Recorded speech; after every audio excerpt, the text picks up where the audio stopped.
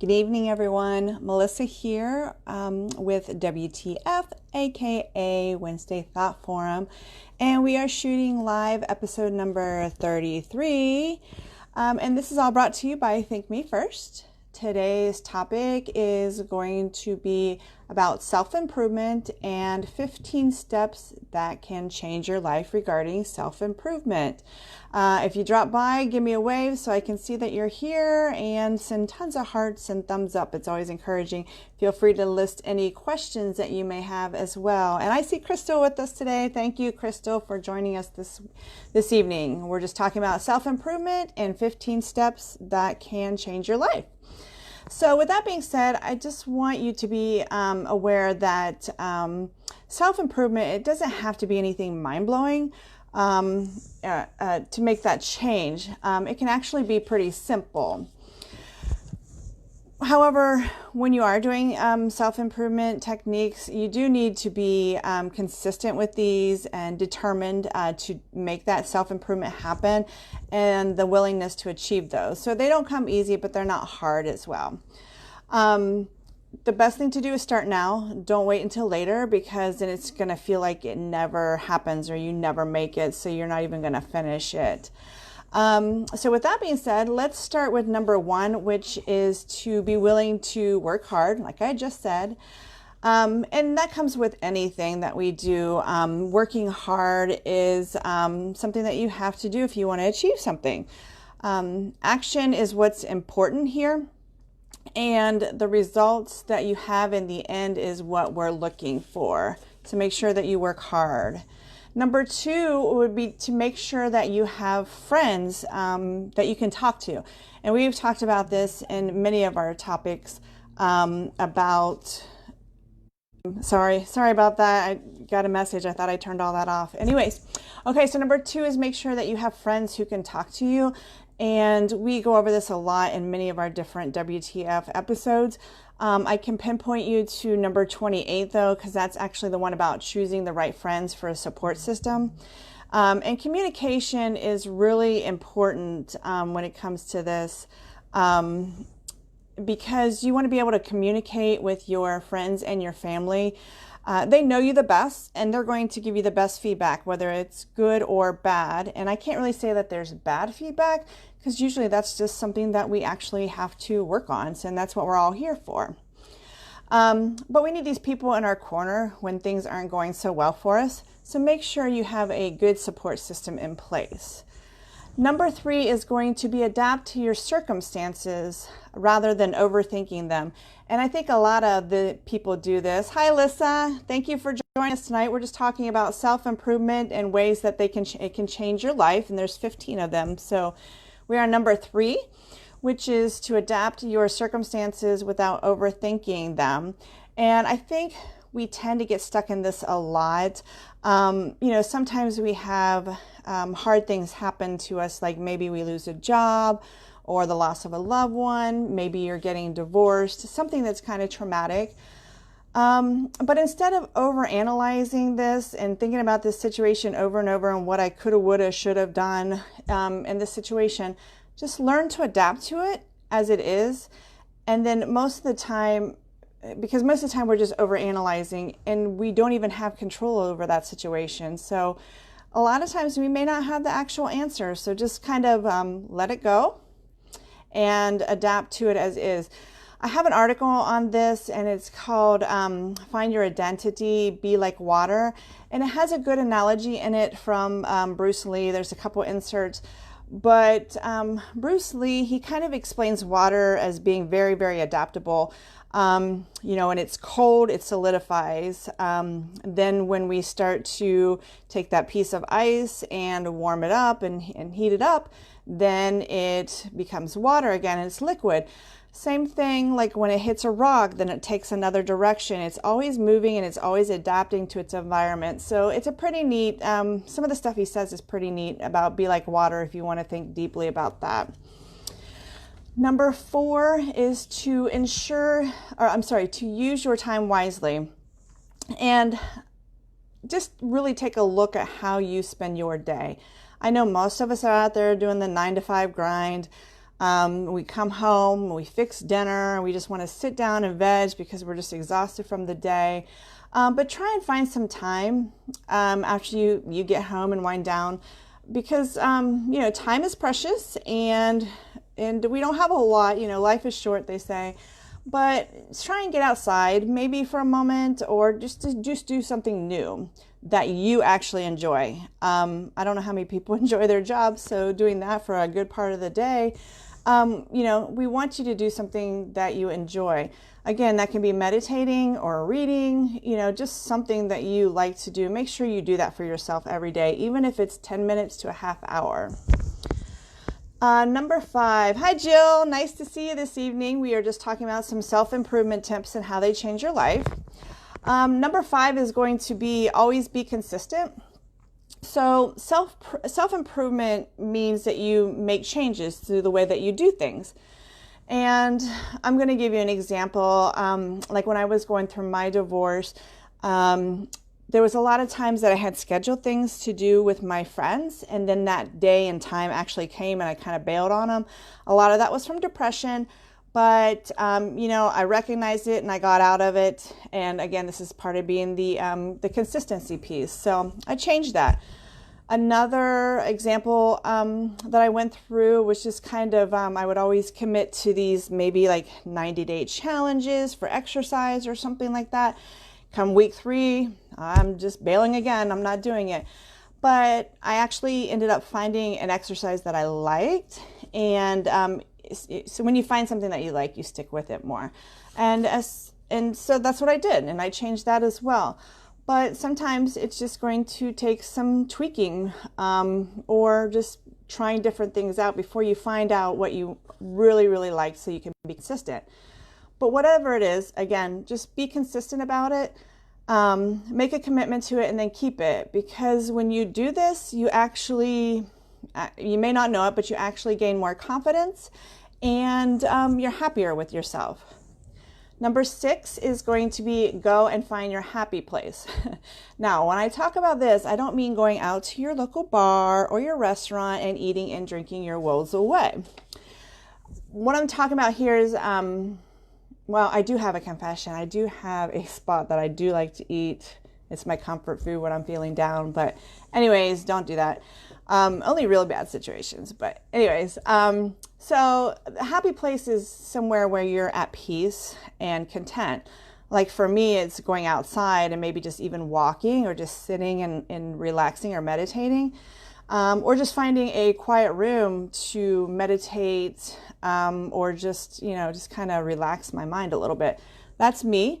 It could be a whole mirage of things. I mean, maybe some people like to do art, or maybe a physical sport or something like that. So just something that is a peaceful place for you.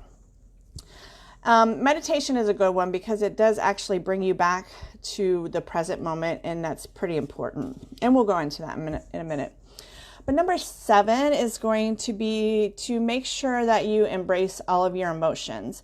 And I know societal norms sometimes tell us you shouldn't show this, or you shouldn't show this emotion and things like that. So it puts a lot of pressure on people, but life throws you curveballs and you're not always prepared for them. So you may be feeling emotions of joy and anger at once, or happiness, or being overwhelmed. And that's okay. Just make sure that you embrace all of them, all of these emotions. The biggest thing to take away is just to understand why you're having those emotions. And when you understand, then just let them go. The key to this is try not to dismiss or resist those emotions, because if you do, the problem's still going to persist. So make sure you recognize them and then you can let them go. Number 8 is going to be always be prepared to step out of your comfort zone. Okay, so the thought of stepping out of one's comfort zone can bring a lot of fear to people. Others may find it challenging. So keep in mind, this doesn't mean you have to go climb a mountain or run a marathon. It could be a simple step of maybe just trying a new food, or learning a new language, or maybe you haven't journaled before, so you want to try out journaling. It could be that simple. Just be flexible. Number 9 would be to be on hand to help others.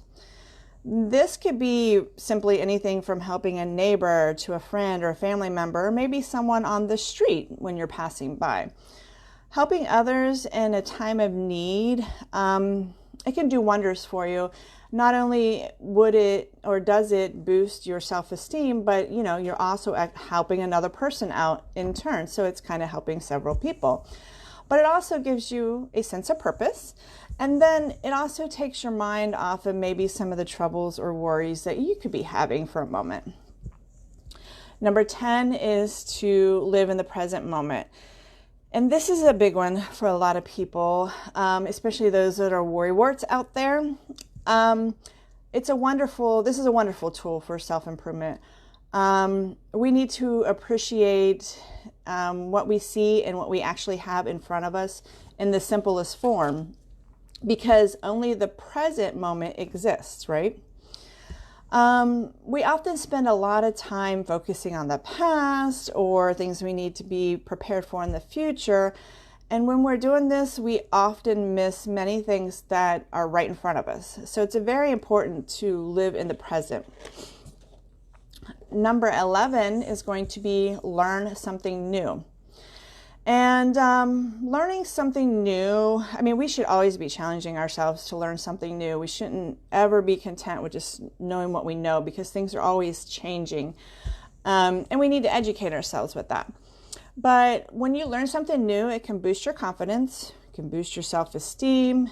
It might give you a good reason to reach out to new people. There's many benefits from learning something new. So you feel like you're on top of your game. Again, it boosts your confidence when you continuously enhance your brain activity. And then you'll be excited to want to share this information with your friend circle.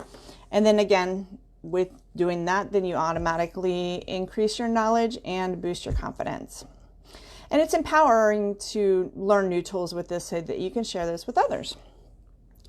Number 12, and we've talked about this one a lot too, and that's exercise daily. Okay, it's important to the mental health and the spirit as well as the body.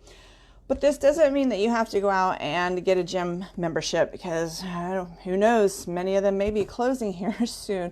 So basically, it could be as simple as walking around your neighborhood, maybe doing some yard work. I did see a picture of a couple of my friends in Tunisia. They were playing sand volleyball. I was very jealous of them, but they looked like they were having fun, and that's a great workout.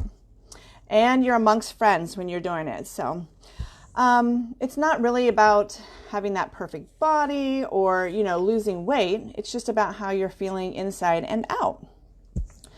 Number 13 is going to be go to new places and travel a bit. And again, with the virus going on, I know we're hindered with that a little bit, but just get out and go somewhere maybe you haven't been. It could be a new restaurant, maybe a new park that you haven't been to. If you do have the capability to travel to a new state or country, that is always wonderful, especially new countries, because embracing new cultures and things like that is pretty amazing and an education in itself. But, too often we just stay in the same place with the same people. So there's not many opportunities to self-improve in that way. Number 14 is going to be listening to uplifting music and dance. So I have another confession. I think some people know this about me, but I'm not sure. But I do listen to K-pop, which is Korean pop music. I'm fascinated by their lyrics, and the choreography to their dancing is just so point on and phenomenal for me. I've actually traveled to New York and New Jersey and Chicago a couple of times to catch their concerts. So that is that's my confession, and I think I had 2 now for tonight. And then before things closed down, I love to dance. Always went to this place called Scully's, and they had ladies 80s. And so the classic rock is a big one of mine too. So hi Tim, thanks for joining us tonight. We're just talking about self-improvement tips. But I would go to ladies 80s on a Thursday night and then just crawl my way into work. So some of you guys may have seen me do that on Fridays. But anyways, it was worth it, the dance and the fun.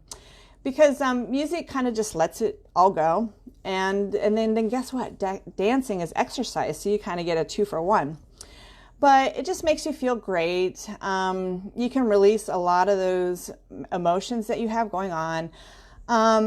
And then it also gives you a chance to just forget about life for a while and not be so serious. Just kind of lay back and live in the moment. And then finally, we have number 15, and that is to get up normal than earlier. So I saved this one for last because I know a lot of us have good intentions to do it, but most of us avoid it. I mean, think about it. The earliest part of the day is when your brain is just waking up from, hopefully you're getting 7 hours of sleep. So your brain has been turned off for the last 7 hours, so it's most refreshed at that time. And maybe this is when we should be doing our exercising or meditating or dancing, because these things can actually start your day off right and with a lot of energy and positive vibes, and your day just heads in a better direction. So that's kind of it for these self-improvement tips. I know this whole site and Facebook group is about self-improvement, but I don't think we ever really sat down and talked about self-improvement itself. We just do a lot of videos on different types of self-improvement. So I hope you found this information valuable. Again, if you want to look for some of these articles that I'm referring to or past WTF videos, you can find them at thinkmefirst.com. And there I also have a contact page if you want to join my email list. And I do give you additional tips, tricks, and hacks for self-improvement that you don't find here on my site or on the Facebook group. And I only give out 2 emails a week, so I'm not going to inundate you with emails. And then I also have a Pinterest site. If you want to go to that, it's pinterest.com/Missy Think Me First.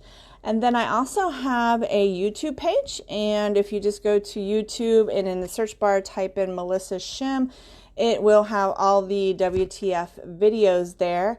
If you go there, please subscribe and hit the notification bell. I'm trying to reach 100. I just started the YouTube platform.